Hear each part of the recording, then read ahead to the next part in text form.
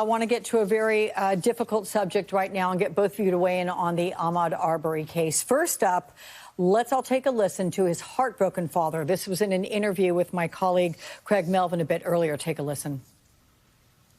His heart was just bigger than life. I tell you, he just loved people. He just was a good young man. And he just was outgoing with everybody. So he just loved the people. He just didn't deserve to go out like that. And I know, Rev, that you hosted a town hall on Facebook Live. You're often in the trenches, the one consoling families who've lost loved ones in these tragedies. You've done it before. You're going to do it again. Why is this still happening? And is there a plan out there, Rev, by anyone that could help put a stop to this? Well, I think that when I talked to the father on the town hall and I had the mother on my radio show this morning, you're dealing with parents that are talking about a young man that was jogging. And clearly the tape shows that, though we got involved in the case before the tape went public, working with the lawyers and standing up saying that there needed to be an arrest.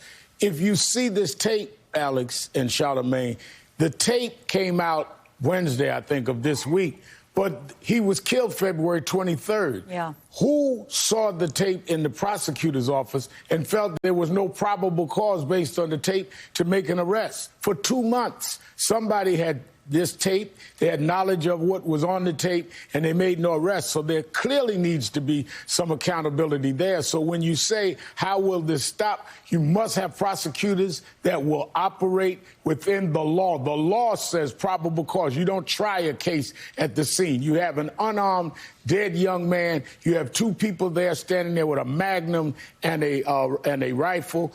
And there is probable cause to make an arrest backed up by a video that somebody had that we didn't see for 2 months. It's outrageous. And I think that the tone, even the president saying, well, he looked good in the tuxedo, but we haven't seen everything. He always kind of will not go there and say this will not be tolerated. The federal government will back this 100%. He equivocated. And if Tim Scott wants to help him in the black community, I agree with Charlamagne. We should hear from both sides, but we can't hear equivocation when you have something like this that even Joe Biden is calling cold-blooded murder.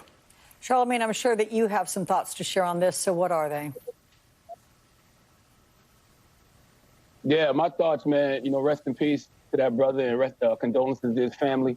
I wish that brother had a gun on him while he was jogging so he could have defended himself against those thugs, those goons, those terrorists. I call them vanilla ISIS. That's what I call them. They hunted him down like he was a deer.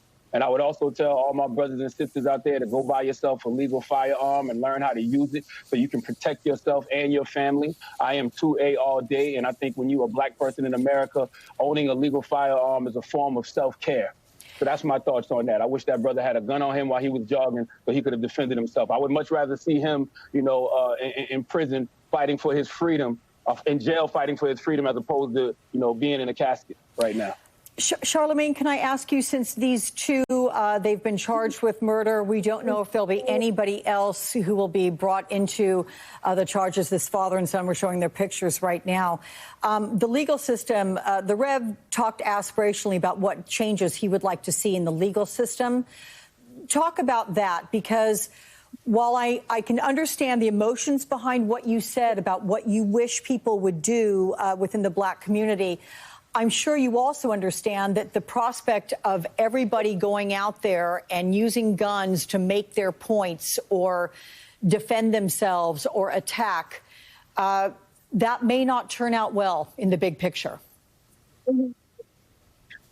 Well, that's not what I said. I didn't say people should use their guns and go out there and attack. I said people should own legal firearms so they can defend themselves against these kind of attacks. That's what I said.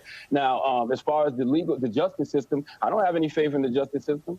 I've seen plenty of white people get off for killing unarmed black men in this country. So I don't have any faith in the legal system. So therefore, since I don't have any faith in the legal system, that's why I'm telling all my brothers and sisters out there to go buy yourself a legal firearm and learn how to use it so you can protect yourself against these kind of threats.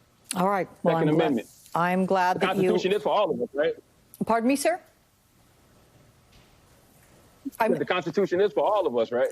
100%. Well, that's the question. That's why I think we got to be real careful. Is the Constitution for all of us?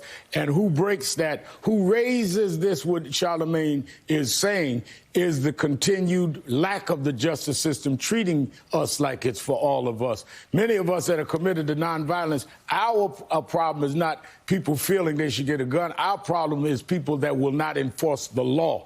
This young man had the legal right to jog, and he was killed. Now, what is the system going to do about it? Well, one thing I've raised with many of my interviews about this topic over the last couple of days has been whether or not these two people that claim to have had justifiable cause to do what they're calling a citizen's arrest, why in the world they had loaded shotguns and a loaded Magnum .357 pointed at this young man, this jogger, and how is that legal? It's been my explanation to both of you that that is not legal at this point. So therein lies a point right there that needs to be debated. Listen, guys, I have to go, but I'm really glad to have spoken with both of you and send you both virtual hugs. Thank you for wishing me a happy Mother's Day. You guys have a good Sunday. Thank you. And you guys be sure to catch The Rev, of course. He's on Politics Nation today at 5 Eastern right here on MSNBC. Meantime, surf and sun and safety in the era of social distancing. A tale of two beaches next.